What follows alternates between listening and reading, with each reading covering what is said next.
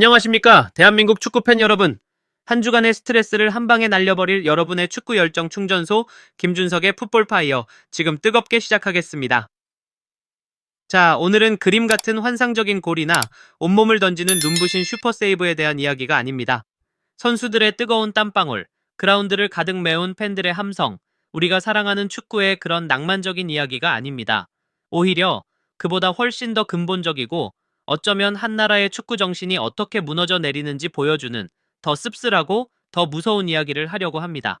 바로 정정당당하게 실력으로 싸우길 포기하고 있지도 않은 가짜뉴스 속에서 희망이라는 신기루를 찾으려는 중국 축구의 처참한 민낯에 대해서입니다.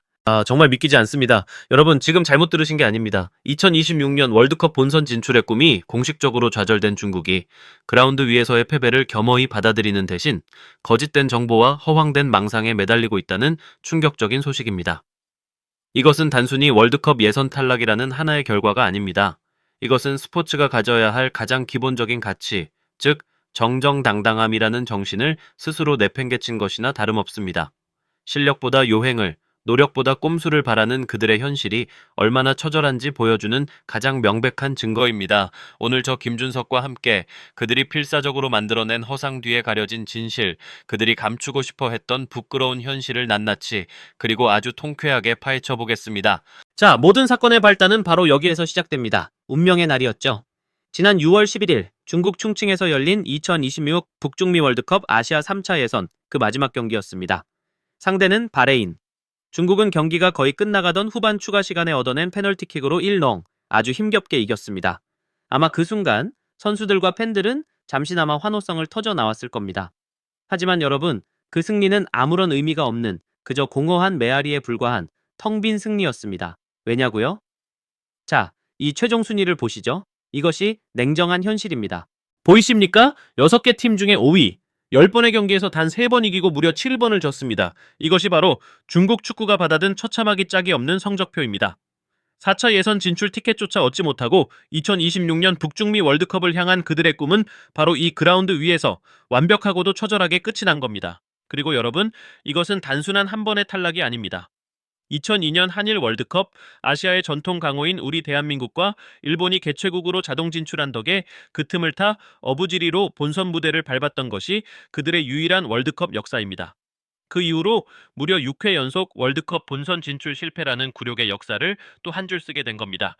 24년간의 끝없는 좌절의 연속입니다. 물론 스포츠에서 패배는 언제나 있을 수 있습니다. 진정한 강팀, 진정한 스포츠맨은 패배 그 자체가 아니라 그 패배에 어떻게 맞서는가로 그 가치가 증명됩니다. 자신의 부족함을 인정하고 다음을 기약하며 더 굵은 땀방울을 흘리는 것. 그것이 바로 우리가 아는 스포츠 정신이죠. 하지만 여러분, 중국 축구가 선택한 길은 그 길이 아니었습니다. 그들이 패배 이후에 보여준 상상조차 할 수 없었던 반응. 그것이 바로 아시아 전체를 경악하게 만든 오늘의 진짜 이야기의 시작입니다. 자, 월드컵으로 가는 문이 쾅 하고 닫혔습니다. 꿈이 산산조각 났습니다. 패배한 병사는 무엇을 해야 합니까? 자신의 칼을 갈고 훈련장을 돌아보며 다음 전투를 준비해야 합니다. 실패의 원인을 분석하고 부족했던 점을 채우기 위해 피나는 노력을 해야 합니다. 그것이 우리가 아는 스포츠의 정도입니다. 하지만 중국 축구는 어디를 바라봤을까요? 땀으로 얼룩진 라커룸도 다음 경기를 위한 작전판도 아니었습니다. 황당하게도 그들이 시선을 고정한 곳은 바로 차가운 모니터 화면, 바로 컴퓨터였습니다. 패배가 확정된 직후 수억 명이 사용하는 중국 최대 소셜미디어 웨이보에서 이상한 불씨가 피어오르기 시작했습니다. 처음에는 그저 한 네티즌의 희망 섞인 푸념, 그저 망상에 불과해 보였습니다. 하지만 이 작은 불씨는 건조한 들판에 던져진 성냥개비처럼 맹렬한 속도로 거대한 화염이 되어 번져나갔습니다. 그리고 소후닷컴과 같은 일부 언론들이 이 가짜뉴스에 기름을 붓기 시작했죠. 그 내용은 정말이지 기가 막힐 정도였습니다.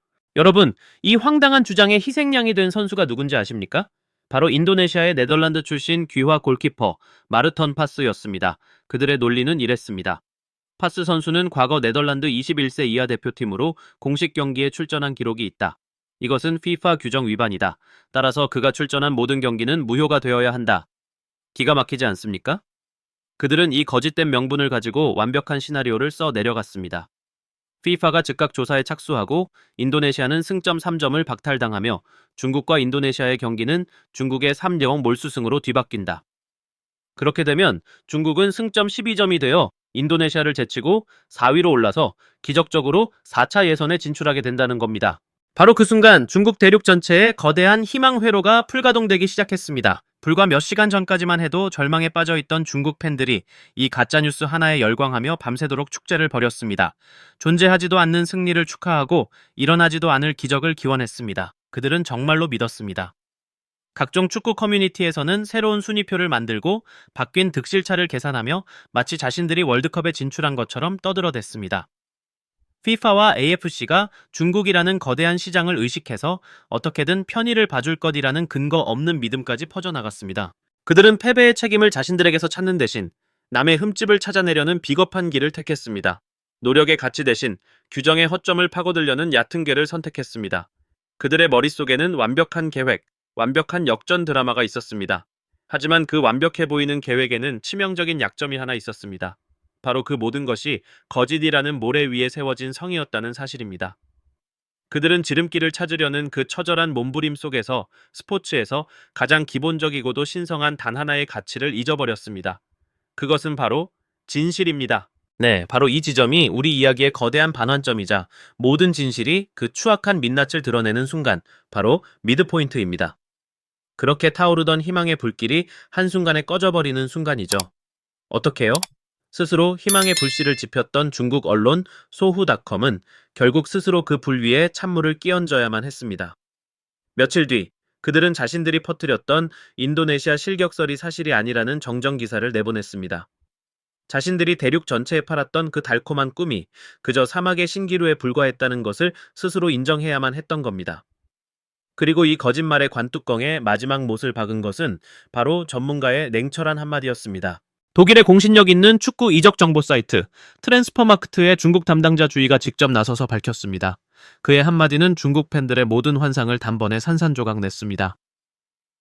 독일의 공신력 있는 축구 이적 정보 사이트 트랜스퍼마크트의 중국 담당자 주의가 직접 나서서 밝혔습니다.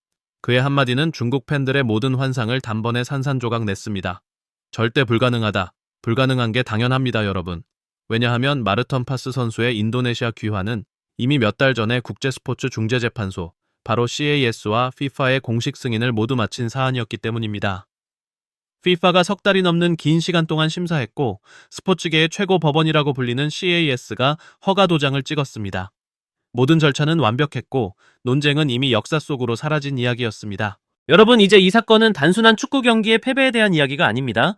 이것은 자기 자신에 대한 믿음, 실력으로 이길 수 있다는 그 믿음이 처참하게 붕괴했다는 가장 명백한 증거입니다. 패배한 선수가 던져야 할 첫 번째 질문은 무엇입니까? 우리가 왜 졌을까? 무엇이 부족했을까? 어떻게 해야 더 강해질 수 있을까? 입니다. 하지만 그들이 던진 질문은 무엇이었습니까? 상대에게 흠은 없는가? 규정에 허점은 없는가? 어떻게 하면 상대를 실격시킬 수 있을까? 였습니다. 생각의 출발점부터가 이미 완전히 잘못된 겁니다. 이것이 바로 문제의 핵심입니다. 바로 처절하고도 근본적인 스포츠맨십의 위기입니다. 자, 거짓의 성이 무너졌습니다. 하지만 이 이야기는 여기서 끝나지 않습니다. 이제부터는 실소를 금치 못하는 한편의 블랙 코미디, 한편의 부조리극이 시작됩니다. 여러분, 부메랑 효과라고 아시죠? 내가 던진 것이 결국 돌고 돌아 나에게로 다시 돌아오는 것. 중국이 인도네시아를 향해 던졌던 그날 선 비난의 칼날이 이제는 자기 자신들의 심장을 정확히 겨누게 됐습니다. 이런 상황을 두고 우리가 흔히 쓰는 말이 있습니다. 바로 내로남불이죠. 내가 하면 로맨스, 남이 하면 불륜. 중국 축구가 지금 딱 그 짝입니다. 다른 나라가 귀화 선수를 쓰는 건 규정 위반이고 자신들이 쓰는 건 국가 경쟁력을 위한 현명한 선택입니까? 자, 증거자료 1호를 보시죠. 이 선수의 이름은 리커, 중국 이름이죠. 하지만 그의 원래 이름은 니코 예나리스입니다. 런던에서 태어났고 아스널 유스 출신이며 보시다시피 잉글랜드 19세 이하 대표팀 유니폼을 입고 뛰었던 선수입니다. 그리고 2019년 중국으로 귀화해 국가대표가 됐습니다. 자, 이제 제가 중국 축구 팬들에게 한번 묻고 싶습니다. 인도네시아의 파스 선수가 네덜란드 21세 이하 대표팀에서 뛰었기 때문에 자격이 없다고요? 그렇다면 중국이 인도네시아에 들이댄 그들만의 잣대로라면 정작 그들 자신의 선수인 리커 역시 자격이 없는 것 아닙니까? 논리적으로 따지면 몰수패를 당해야 하는 쪽은 인도네시아가 아니라 오히려 중국이 되어야 하는 것 아닌가요?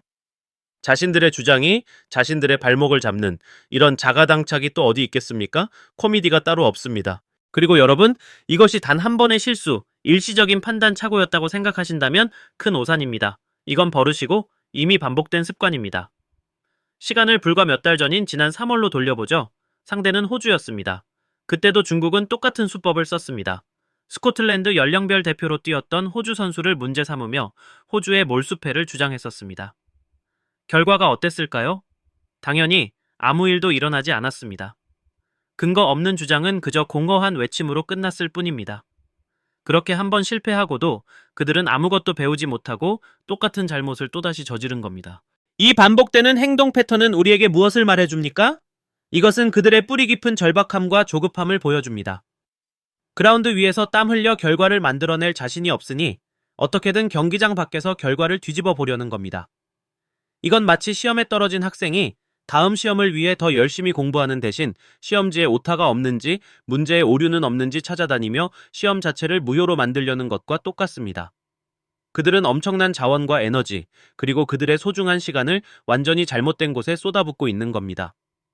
이건 단순히 지켜보기에 답답한 수준을 넘어 솔직히 말해 참으로 안타까운 현실입니다. 자, 그렇다면 이 모든 소동과 총극 끝에 우리가 마주하게 된 진실은 무엇일까요? 이 사건이 우리에게 남긴 피할 수 없는 최종 결론은 무엇이겠습니까? 저는 오늘 세 가지로 명확하게 정리하겠습니다. 첫째, 변명의 여지가 없는 완벽한 실력의 실패입니다. 3승 7패라는 기록은 단순한 숫자가 아닙니다. 그것은 그 어떤 핑계로도 가릴 수 없는 돌에 새겨진 그들의 참혹한 현실 고백서와도 같습니다. 실력이 부족했다는 명백한 증거입니다. 둘째, 회복 불가능해 보이는 정신력의 총체적 파산입니다. 가짜뉴스에 매달리는 행위는 단순한 실수가 아니라 현실을 직시할 용기가 없는 비겁함의 증거이자 스스로를 존중할 줄 모르는 처절한 자존감의 부족을 보여줍니다. 그리고 마지막, 가장 중요하고도 핵심적인 세 번째, 이 모든 사건은 오늘날 중국 축구의 부끄러운 민낯을 남김없이 아주 적나라하게 드러냈습니다.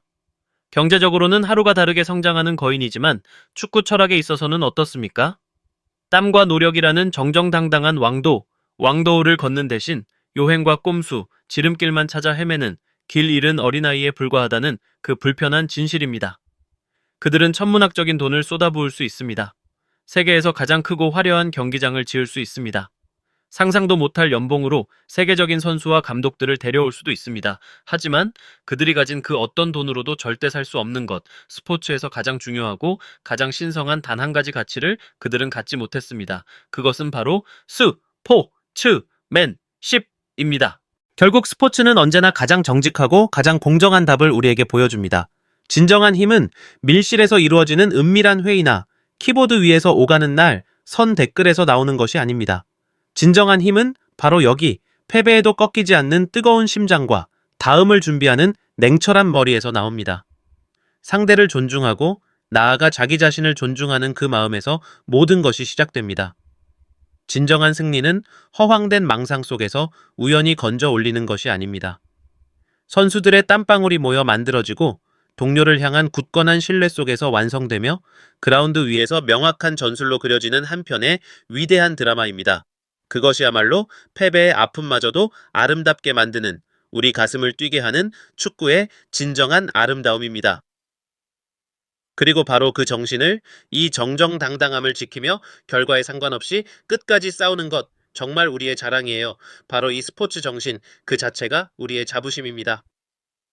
오늘 풋볼파이어는 여기까지입니다. 이 사건에 대한 여러분의 뜨거운 의견을 댓글로 자유롭게 남겨주십시오. 구독과 좋아요는 저에게 큰 힘이 됩니다. 지금까지 여러분의 심장에 불을 지피는 남자 김준석이었습니다. 다음 주에 더 뜨거운 이슈로 돌아오겠습니다. 감사합니다.